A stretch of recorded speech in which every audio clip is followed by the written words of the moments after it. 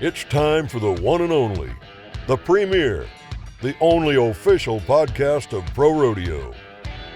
Your Chute Bosses are ready, so let's give it a go and talk some rodeo. Welcome back into another episode of the Chute Bosses, a special episode coming to you live here from the Thomas and Mack Center in Las Vegas for the 2023 Wrangler National Finals Rodeo. Tanner Barr, Tracy Rink here. And Tracy, can you believe it? We are through 9 days. We've got one more to go, round number 10 here tonight at the Thomas and Mack Center. And a lot of great things we're looking forward to watching tonight. But you know, it was kind of a slow start to the NFR. We didn't have that first round on Thursday, so we started on Friday. But then it seems like it's been a blur since then. Yeah, I mean, they obviously had two performances on Wednesday, and it's just been crazy, record-breaking efforts, historic runs, and there's a lot at stake tonight. It's round 10, and we crown the champions. This is the last lap of the marathon. And we've already crowned 3 champions up to this point. Stetson Wright in the bull riding, and we just released, if you haven't checked it out yet, on ProRodeo.com, that Kai Hamilton is your champion in the bull riding, Stetson Wright in the all-around, and also Brittany Posey-Tanazi, Tracy, wrapping up the barrel racing championship.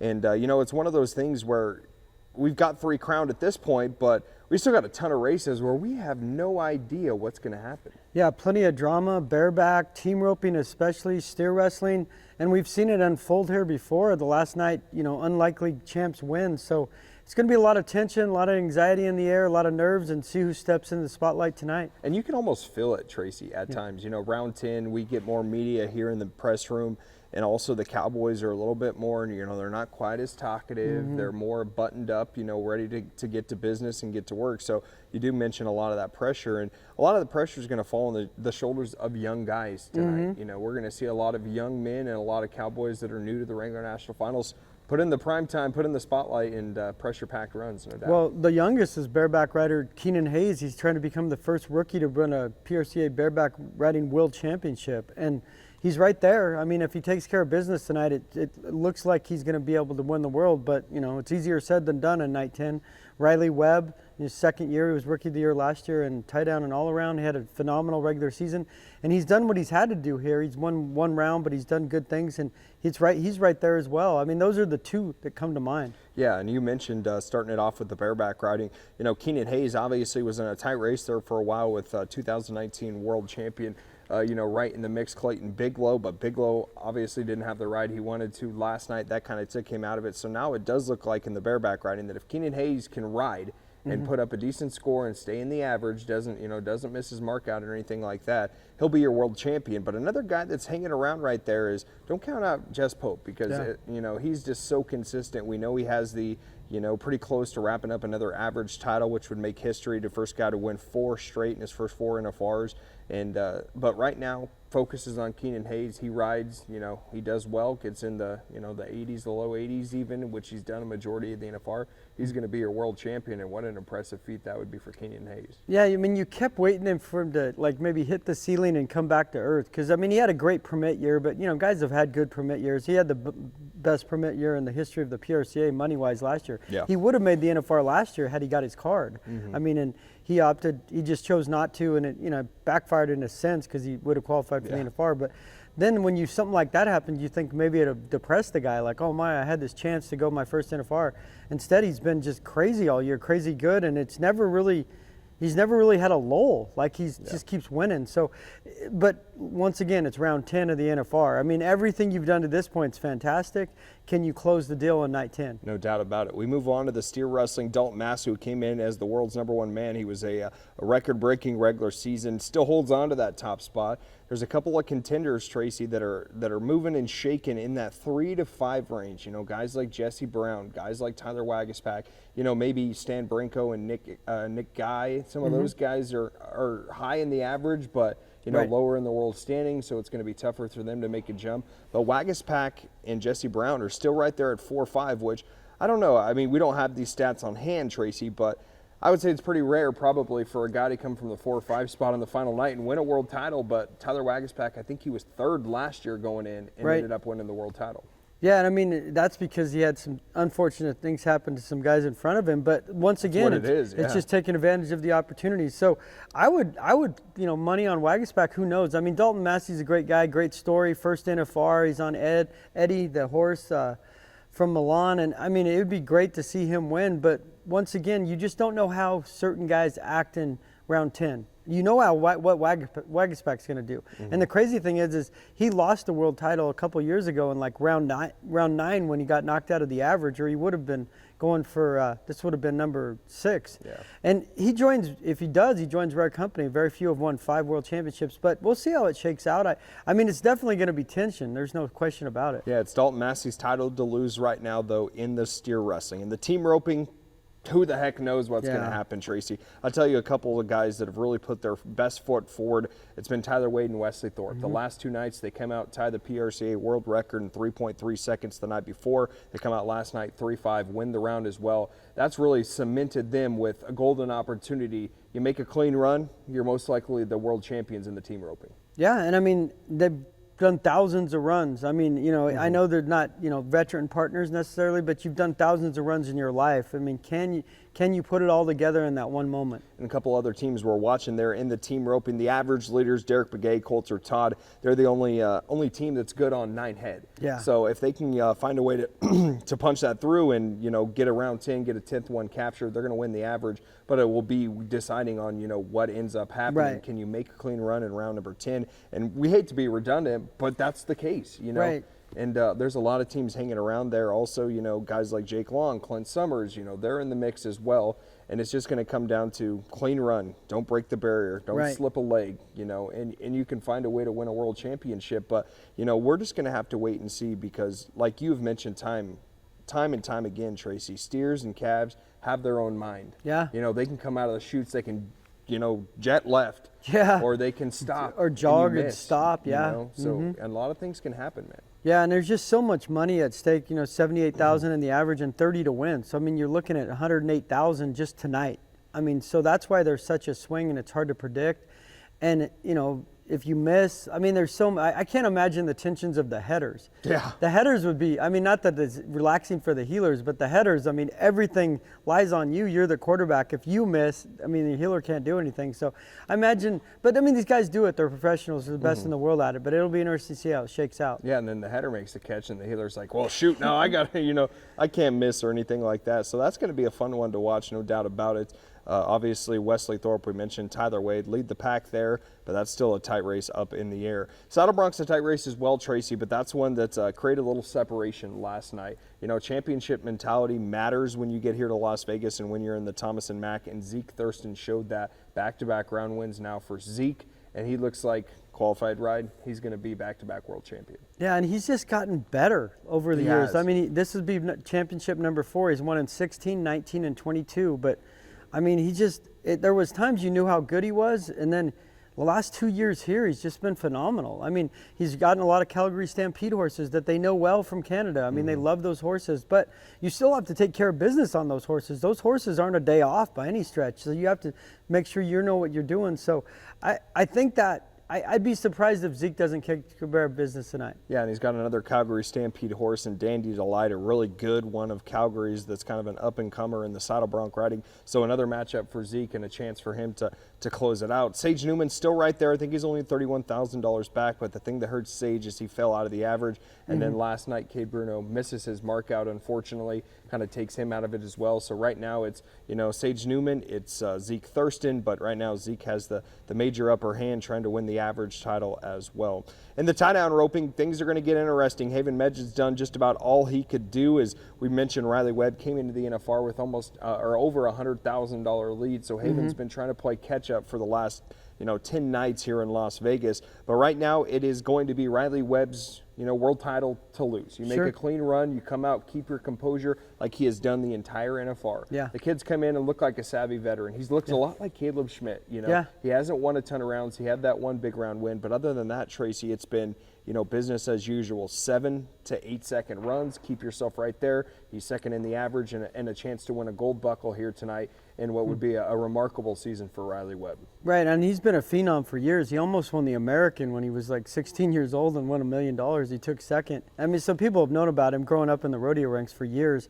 So this wasn't necessarily a surprise if he does win a gold buckle, but the thing that I've liked about Riley is he came in with such a big lead, but he's kept the consistency here at the NFR. You don't have to get all the round wins. You just have to keep yourself in the mix and the average. And and as crazy as it seems, but as well as he's done, Trevor Brazil had chances to win, to just get like a 12-second run to win another tie-down world championship. It got like a 15. And it's like, oh my gosh. So you just never know what's happening. Hopefully Riley's able to do what he needs to do. I mean, we just sit back and watch. Yeah. So how it unfolds. But Riley's done what he's had to do after 9 rounds. Can he once again get that gold buckle he obviously wants so bad? Yeah, we're going to be talking about that one for a while because you mentioned it, Tracy. Anything can happen in the tie-down roping, and there's just going to be so many nerves across this place just because there are so many young and first-timers that are in this position. Dalton Massey being another one as well. Right. Tyler Wade, Wesley Thorpe. Wesley's won a world title. Tyler hasn't on the header side. And so there's just going to be a lot of things to sort through. And we already mentioned that Brittany Posey-Tanazi, leading the average, came in record-breaking regular season, has now surpassed the WPRA single season, including the NFR record. She's just been phenomenal, man. It's best barrel racing season we've ever seen. Yeah, and I mean, you kind of got the idea that as long as something that unpredictable didn't happen, she was going to win. Yeah. I mean, everything in the results all year, everywhere we went, every big rodeo. I mean, it was like an automatic, which is hard in barrel racing because it's so competitive, especially here. But give her props. I mean, she's done what she's needed to do. The crazy thing about Brittany is she won in 7, she won in 9, and now she's winning in 23. So she's gotten better with time. And Cassie Mowry, another one of those that her NFR appearances are kind of few and far between. She told me in an interview, it's like once every 5 to 10 years she makes the NFR, and she now has back-to-back round wins. So it's been a good barrel racing, no doubt about it, but Brittany has just dominated the pattern and got the job done. And let's just take a little time here, Tracy, to talk about Kai Hamilton, because this is a guy that he's basically, provided all the drama here at the Wrangler National Finals Rodeo. It came with his knockout there in round 5 on Tuesday night. He bounces back. We write the story that we don't think he's going to ride because, we were told by some people that he was going to be out for round 6 and 7. Well, plus round 6 was in the morning, too. Exactly. So that's what changed things. Yeah, unprecedented. So that's what changed 16 hours later? Yeah. And he comes back and finds a way to get the job done there. He places 3rd in that round and then wins the night round. I mean, $114,000 in by one himself. night. Like, it's one thing to win, and then you add in the drama layer of winning $99,000 for himself. And we talk about guys showing up, and Tracy, in my mind, he won the world title that day. Yeah. That was the day that him coming back, we had uncertainty he wouldn't be back. He was maybe going to be out for the rest of the NFR. Can his lead hold on? He comes back, wins all that, and I think that probably single-handedly clinched him the world championship. And I don't know that ESPN and 30 for 30 people. It's a documentary in the making. I mean, what he did here is, he became a cult hero. I mean, bull riders are always respected for their toughness, and cowboys in general. But if you watch what happened in round 5, and then you see him come back, and not only come back but win a world championship, and it's a phenomenal thing to watch, and just the grit. And it'll be a one that he remembers forever because it's his first. He's first guy from Australia to do it as a bull rider, and it means a lot to his country. But just there's so many layers here that he's accomplished. And I was talking to one guy, a Pro Rodeo Hall of Famer. The thing that's crazy is Stetson Wright. Stetson Wright couldn't go because of his right hamstring, and it's almost like Kai Hamilton said, okay, thanks, let me have that Superman cape you wear. Because that's what he's looked like, a superhero. He's done things that no one thought he could do. And on top of it, you get rewarded by winning the gold buckle. Yeah, and that's going to be something that we continue to watch with Kai Hamilton. I thought a great quote last night. I was watching some of the Teton Ridge work, and they had both Stetson and J.B. Mooney on the show, and they were talking about, the bull riding headed into round number 9 last night, and they asked him, what have you been telling Kai? And Stetson got on there and says, "Congrats on your world championship." It's his good friend, it's his traveling partner. Yeah. And then JB Mooney says, it's just something where he's texting him every night to just go out and just do your thing, man. Don't get caught up in the hoopla of winning a world title. Just go out there. It's another bull ride. Get the job done. And JB, I thought, had a really good quote, Tracy. He says, Kai Hamilton is, he's tougher than an athlete. He's tougher than a bull rider. He's a cowboy. Yep. And I thought that was really cool for JB to say because, JB's the ultimate guy. He's battled through stuff his entire career, toughness-wise, and you know, it's just it's one of those things where this is going to be remembered for a long time in the bull riding community. You know, even though Stetson didn't get a ride, and Kai said he wanted to win the world title when Stetson was competing at his best, they wanted to go head to head. But there's nothing you can take away from this world title on Kai Hamilton. Right, not just because Stetson was out, but what Kai had to do to win it. I mean, that in itself. I mean, to come back after what happened in round 5. I mean, most people would have said, "Hey, he's out." Like if it's the NFL, it's certain sports that they're not coming back in the morning. He might have come back in the night, but not the morning. And to do what he did, I mean, it's just amazing. And JB is his role model. I mean, as is Stetson, he works out with JB. He rides bulls and he spends times with him. And anybody who's watched JB Mooney, that's the story of it. He's John Wayne. He's John Wayne, and Kai Hamilton has that John Wayne trait of just, whatever I need to do, I do. Like I pick myself up and come back. And the best part about it is you pick yourself up, you come back, and you're rewarded for it with the gold buckle. And we're going to have to watch because Kai also has a chance to break Stetson Wright's single season record that he set last year, would be over $600,000. And I'm sure Stetson would be like, you go for it, man. He's one of his biggest supporters right now. He said he's kind of living vicariously through his brother Ryder and Kai here at the NFR. But should be interesting to watch. I want to ask you one thing, Tracy, before we wrap up here. What's the one storyline you got your eye on tonight? I would probably say Keenan Hayes in Bearback, just because he's done so much to get to this point. And when you win as a rookie, it's remembered forever. I mean, Haven Medges was the most recent in 19, but not a lot of guys win a world championship as a rookie. And so if you put yourself in that conversation, it's something that people will never forget. And you mentioned it right there, Tracy. He's not only going to do that, he has a chance to win Resist All Rookie of the Year. Right. To be the rookie to win the most money ever. Yeah, right. And also be the first rookie to win a world title. So there's a lot of things for Keenan Hayes to possibly check off tonight. And I'm sure the Hayden, Colorado Cowboy, we're both Colorado guys, so it'd be cool to see another Colorado kid get a world title. But that's going to do it, Tracy. You know, it's been fun sitting out here in Las Vegas. We've had a lot of good shows here on the Chute Bosses. And we've seen a lot of really good rodeo action. And Buck, thankfully, never made his way over here. Buck got drowned in the Vegas atmosphere, apparently. He texted me a few times and he had some rough nights. And this Buck any re-rides? Yeah, Buck needs a couple re-rides.